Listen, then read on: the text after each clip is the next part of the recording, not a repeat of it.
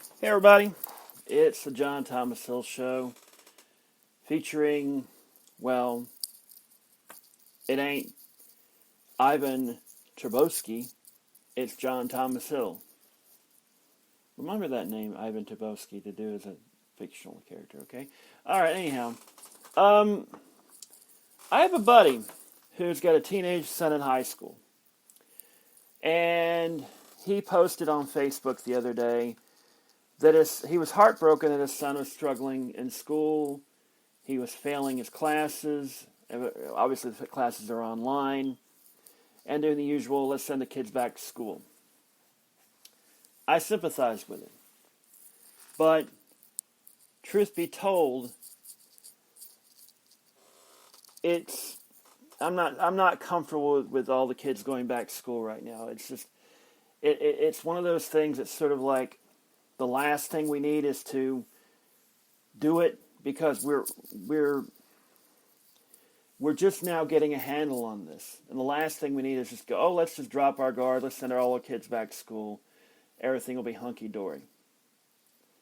And that's the kind of the fear I have, is there's going to be another wave of this because we drop our guard.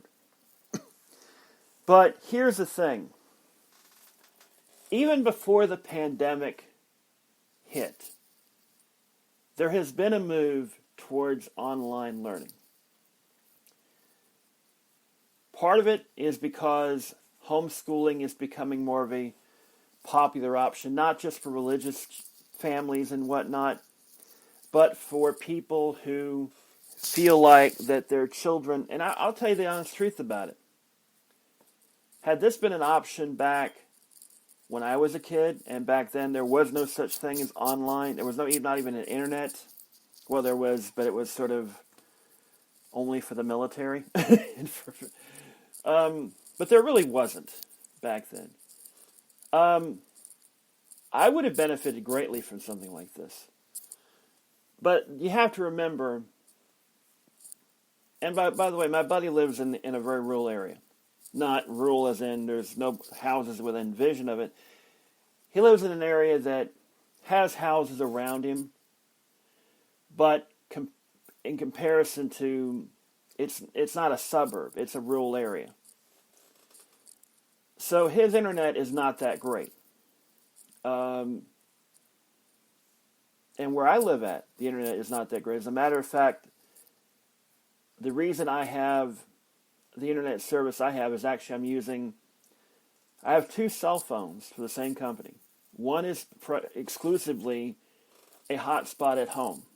The other I use on my primary cell phone, also has a hotspot, unlimited, which I can use to do this. And both of them, I can basically split off.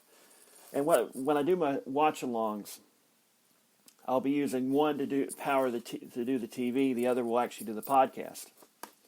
It's because I live out in the middle of nowhere, and in this area at least, and internet sucks.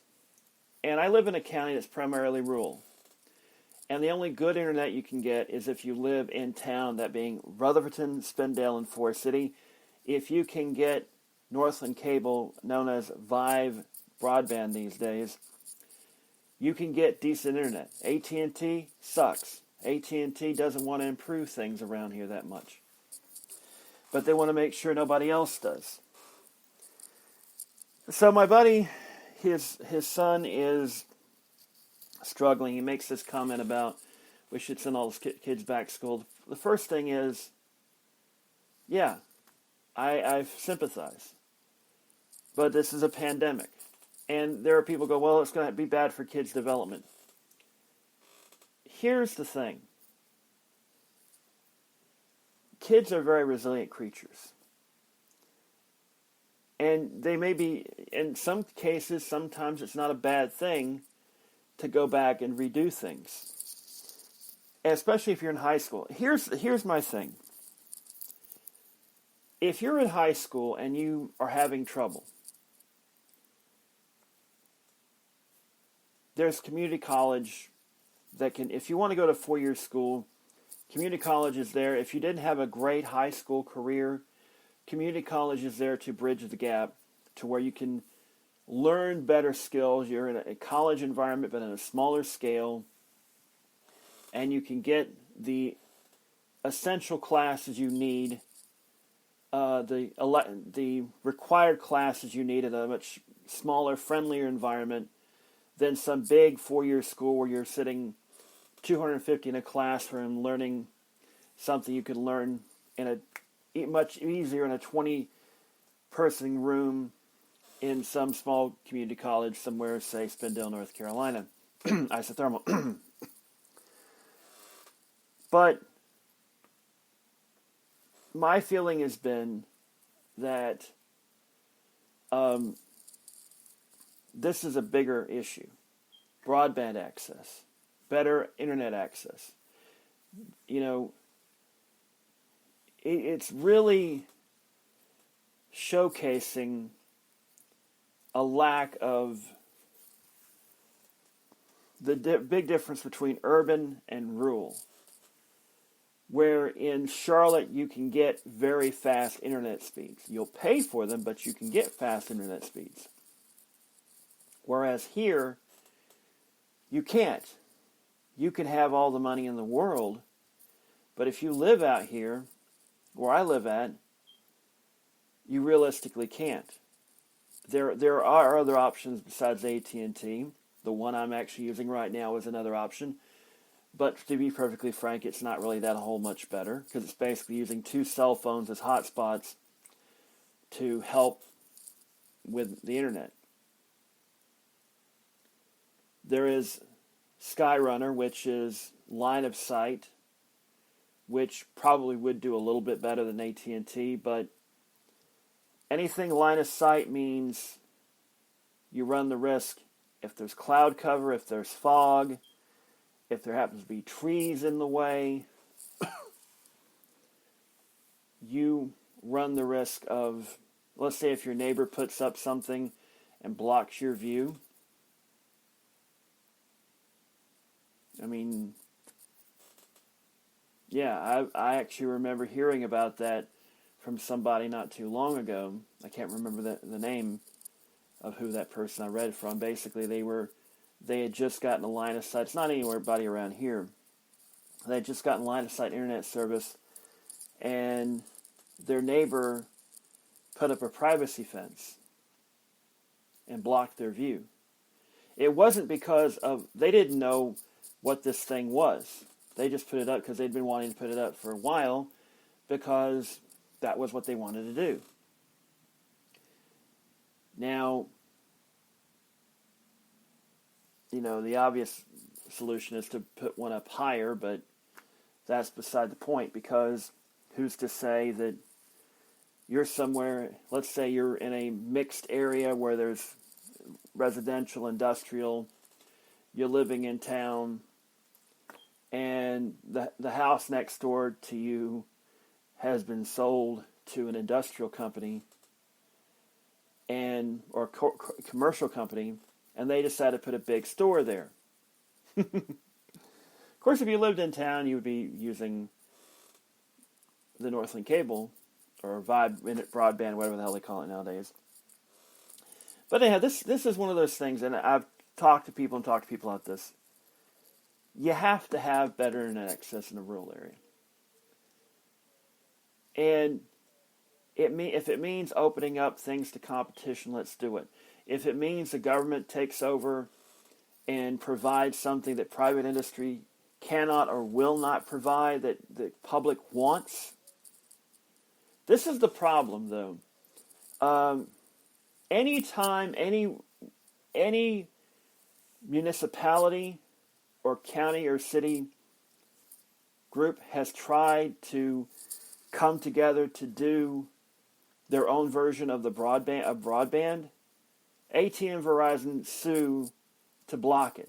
And they're not suing to win the case. They're suing to intimidate these cities and counties and regional areas to where they can't afford the legal bills and they give up on the idea.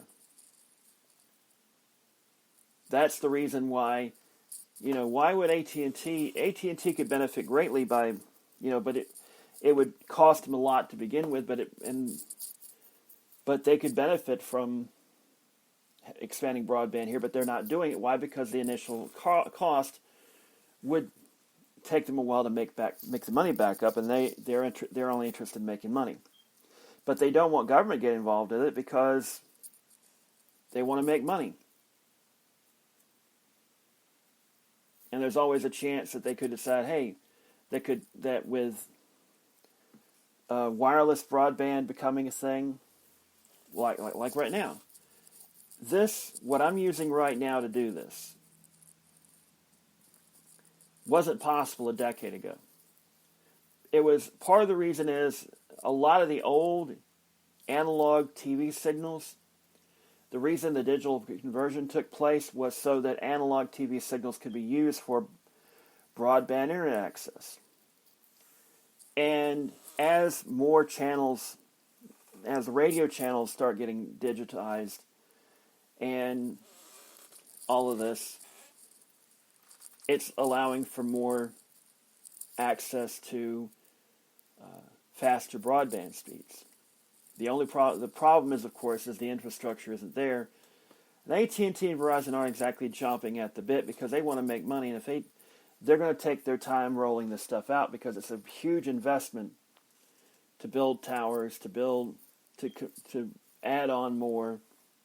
I mean, we're up to 5G now. We still have 4G where I'm at. I think there is some 5G available, but you have to actually, and I don't use AT&T and Verizon directly. I use a service that uses their towers, but isn't not AT&T and Verizon directly. And I was using a service, but they limited how much you can use hotspot because AT&T forced them to limit that. And that bugs me because that we really should be in a position right now where I'm doing what I'm doing right now, utilizing a cell phone as a hotspot for internet. It works fairly well most of the time, but not all the time. Anyhow, my buddy has had his son struggling, like I said earlier, in school. And, the obvious solution is send the kids back to school, be very, very cautious, and all this. But here's the thing. Even after this pandemic's over with, more colleges are going to go to the online model because it makes them more money.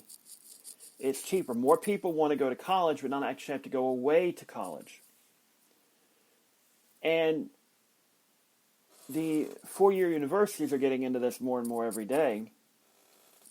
They're not just going to leave it to the usual suspects, University of Phoenix and all these other, Strayer and all this.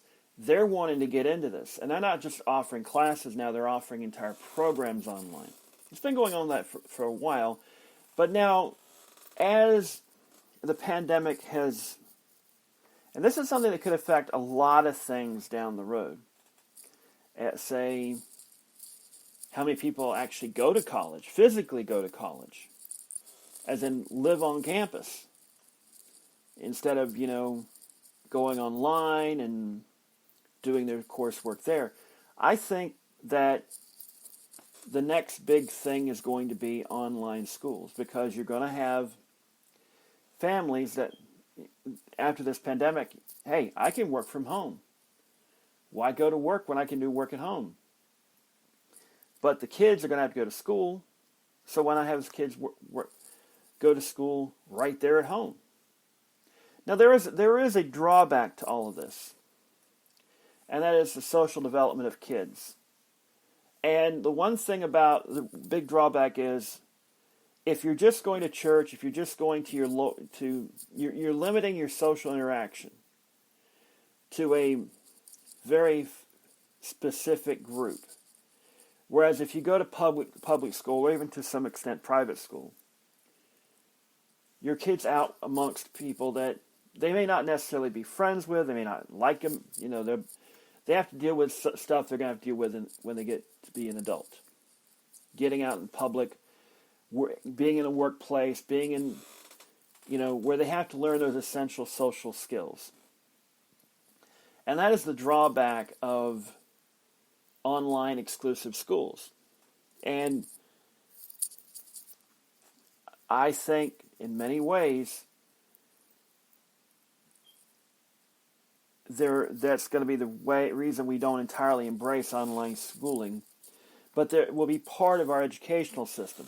I think part of the reason is you're going to have classes taught in some areas, like in this area, where I could see classes taught in specific fields. Let's say you can't hire a Italian teacher or a Latin teacher or a Japanese teacher, but you can have a class where the students go in, they go online, and they learn this stuff online. But there's no teacher there. But teacher's online, and they do all the classes online. That's what the future is going to hold for us. You're going to have rural areas like my area can offer more classes and more of a diverse curriculum. It's just some of the classes will be taught online, and that will be something that we will see in the future. And I hate the fact my chair's squeaking. I just now noticed that my chair's squeaking. I hate that because it ruins the sound quality. But that's something that's going to have to be, that will have to come up along with broadband, because residences are not the only ones suffering from slow broadband. If you have a business in a rural area and you have only DSL, yeah, that sucks. And it hurts economic development. Like, I live in a place called Shingle Hollow, which isn't even an incorporated town. It's like a little community. And there's a little community called Gilkey nearby that used to have a post office box before I was born. Now it doesn't. It's all basically part of Rutherford, North Carolina, which is kind of weird because it's only a small town of 7,500, yet the zip code probably is at least 25,000, if not more. Because pretty much if you're in the western half of Rutherford County, unless you're in Lake Lure, or Union Mills perhaps, because Union Mills technically has a post office for now. I think that might eventually change somewhere down the line because the post office is wanting to consolidate things. If you live in the western to southern part of the county, southwestern part of the county, you're part of the 28139 zip code. So yeah. And I could go on and on about that, but in a rural county that's had challenges recovering from the textile industry collapse of the 1990s,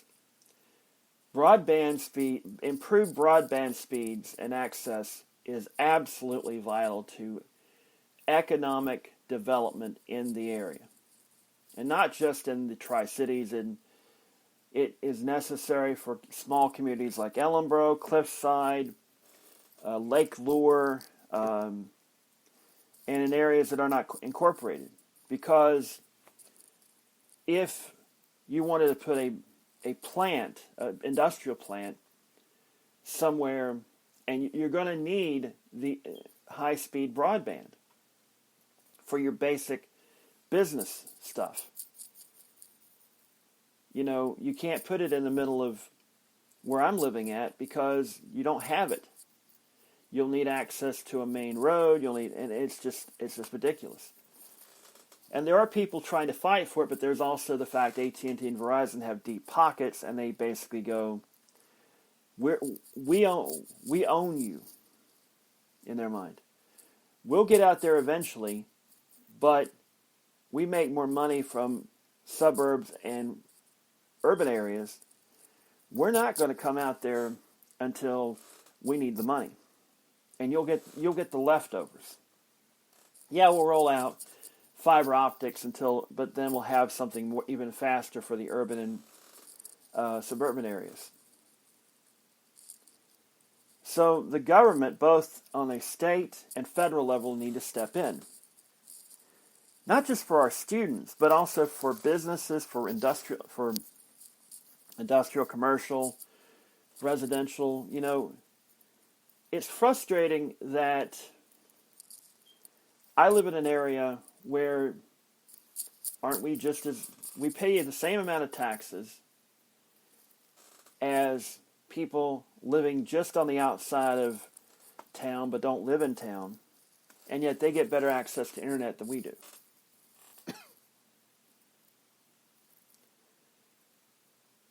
So yeah, and this is nothing new. Rural areas always get screwed over. Cable, same deal. All sorts of things. But to me, it should have happened a long time ago that we should have had this beat. But that's just me. We should have had faster internet access around here. And I'm hoping that North Carolina gets off their duff and does something about this. This is something that needs to happen. Whether it's strong-arming AT&T and Verizon to reach out and provide more service, or these cable companies which are dying off as a television company but are making money providing broadband these days to expand their service into areas that they may not have the most people in, but they can link other areas that do have more people, like the road I'm on. It just bugs me. But anyhow, to all the kids out there that are struggling in school, to the parents out there, have faith. This is almost over with. Yes, your kids may have to repeat a grade. But in my viewpoint, college admissions, human resources officers, and all this know very well all the struggles going on with this pandemic. And adversity can teach us a lot of things, can teach us a lot of lessons that we don't necessarily know about right now. So to me, have faith. Things will be okay. You'll be able to get through this. It'll be easy. You may have to take a couple of steps back to take 3 or 4 steps forward. That's life sometimes. Life ain't fair. I didn't want this pandemic. I would have loved for this pandemic to be gone with 2 or 3 months after it started, like we all thought it was going to be. And there's no guarantee, none whatsoever, this is going to be done by summer or fall or Christmas. We may find out this vaccine that's going around isn't a long-term solution. It is what it is, and it sucks. We learned from these kind of things. Look at our grandparents or great-grandparents that went through World War II. 3.5 years they had to sacrifice to eventually beat Adolf Hitler and I can't think of the name of the Hirohito, thank you, in Japan, and Mussolini too in Italy. Adversity is something we don't always like, but we always find a way to learn from. Our kids are going through this right now. They'll be okay. They will learn what they need to learn. It may take them some extra time. But as someone pointed out to me rather bluntly the other day, would you rather have your kids fail a grade, or would you rather have your kids dead of the virus? Or maybe they don't die of the virus, but they get health conditions that linger with them through the rest of their lives, because there's no guarantee you're going to make a full recovery from the virus. That's what you don't hear about, is the fact that more than enough about, yeah, there are plenty of people who survive the virus and don't die, but some of them get conditions that will linger with them for the rest of their lives. Some people get it, recover from it, boom, they're fine. Some people have it and they don't even realize they have it.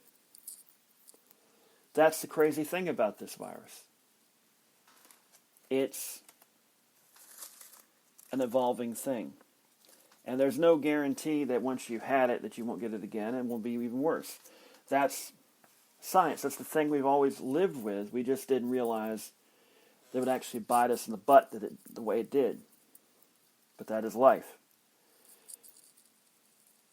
So, that's it for now. I wanted to get this off my chest. I hope all of you are doing well through all of this. It's insane. It's crazy. I think we're all sick. If there's one thing we're all sick of, is the lockdown thing. We all want to get back to normal or something close to normal. But the more we don't resist that temptation until this thing is fully under control, the longer this will take. And unfortunately, in the United States, it's taken a lot longer than it should have, because there are people who simply refuse to understand how serious this is. So there it is. Anyhow, that is it for now. I hope you enjoyed the podcast. Thank you for listening. Good night, good luck, and may the good news be yours.